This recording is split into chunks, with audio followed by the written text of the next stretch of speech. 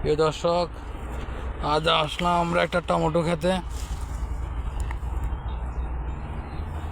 এটা চট্টগ্রাম হালিশহর সমুদ্র সৈকতের নিকটবর্তী। দেখেন একটা টমেটো তুই দেখা আপনাদেরকে ক্ষেতের মধ্যে সুন্দর ধরে আছে। জুম করে যদি একটু দেখায়, দেখেন পাশেই লাল শাকের জমি। দেখেন কি সুন্দর লাল শাক।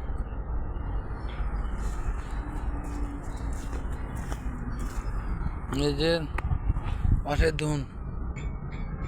ধনে পাতা চাষ করা হয়েছে, এগুলো আস্তে আস্তে বড় হবে। দেখেন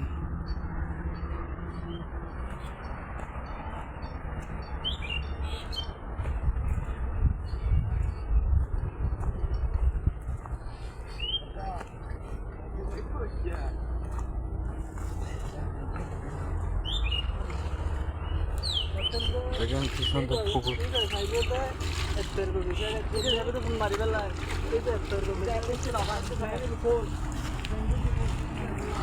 খেতিরা অর্থাৎ চাষিরা চাষবাস করে এখানে এই পুকুরে হাত মুখ দিয়ে থাকে।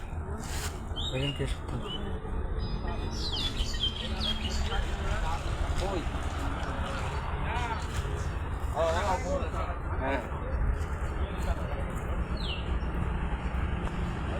পাশে একটা ছোট খাল দেখা যাচ্ছে। মনোরম দৃশ্য দর্শক, খুব ভালো লাগলো আজকে এখানে আসি। আপনাদেরকে যদি দেখায়, দেখেন আপনাদেরও ভালো লাগবে। এখানে আসি সামান্যতম গ্রামের ছোঁয়া পাওয়া যাচ্ছে।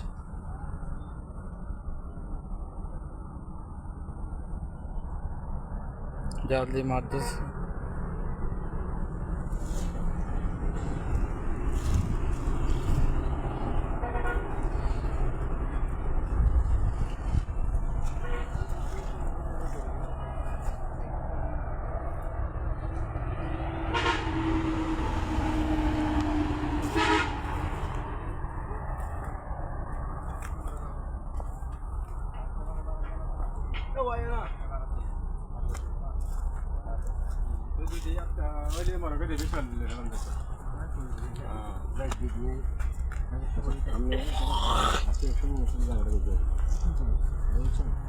দেখতে পারবেন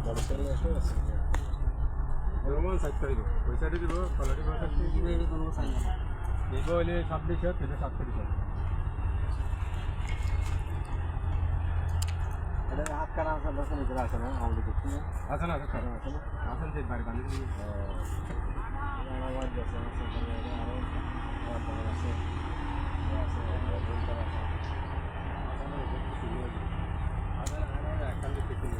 সব তো বড় একটা কড়াই গাছ বলে এটাকে।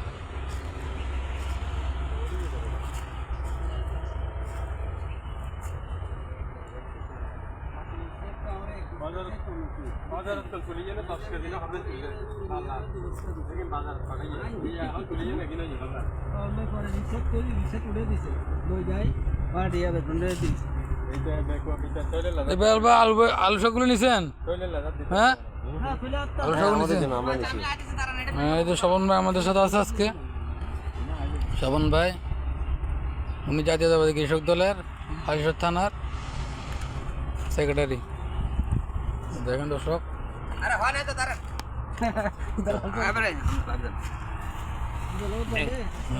এই যে বেলাল ভাইয়ের হাতে আজকাল আবার মরতা তারা জামা আলু শাক, মিষ্টি আলু শাক আর হইলো কচু শাক। হ্যাঁ আজকাল আবার মরা কিরকম জানা ভিটামিনে হ্যাঁ, অবশ্যই অবশ্যই। এগুলো কি আমাদের জন্য না? হ্যাঁ বেলাল ভাই, এই আছে এগুলো যাই কি আমাদের জন্য? জি এই আছে যাই মূলা শাক, মূলা শাক, হ্যাঁ মূলা শাক, এই আছে যাই পালং শাক, পালং শাক, ও অনেক লাল শাক, লাল শাক, লাল শাক সব আমাদের জন্য গিফট করা হয়েছে না? আর তারপরে আছে একটা তাজা টমেটো, টমেটো। এগুলো বিশেষ করে আমাদের এই নুরু ভাইয়ের খ্যাত, বসুন্ধরা দিতুরা আমরা আসার কারণে খ্যাতিরা আমাদেরকে এগুলো গিফট করেছে। দর্শক যদি দেখে, হ্যাঁ হ্যাঁ পড়েন এদিকে এইভাবে পড়েন না, দর্শক দেখুক না। হ্যাঁ এই যে টমেটো বললাম, তারপরে পালং শাক, হ্যাঁ পালং শাক, মূলা শাক বললাম, বলেন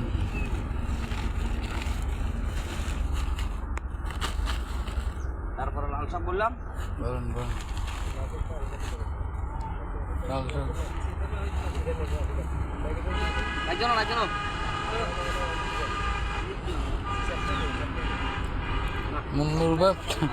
নুরু ভাই প্ল্যান করি ব্যাগ নিয়ে আসছে অনেকগুলো।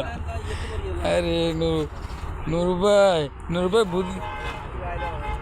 দর্শক দেখেন কি সুন্দর পুকুর, অপরূপ দৃশ্য, ভালো লাগবে আপনাদের, অবশ্যই ভালো লাগবে। দেখেন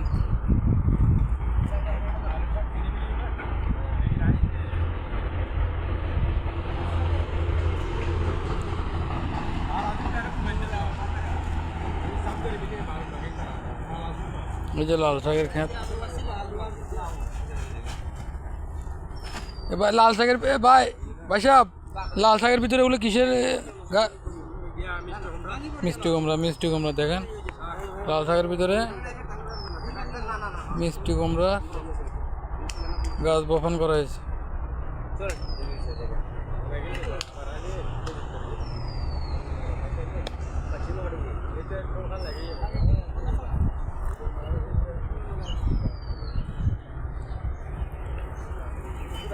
এই দর্শক আজ এ পর্যন্ত, আবার ফিরে আসবো নতুন কোনো ভিডিও নিয়ে। ততক্ষণ সাথে থাকুন। আসসালামু আলাইকুম।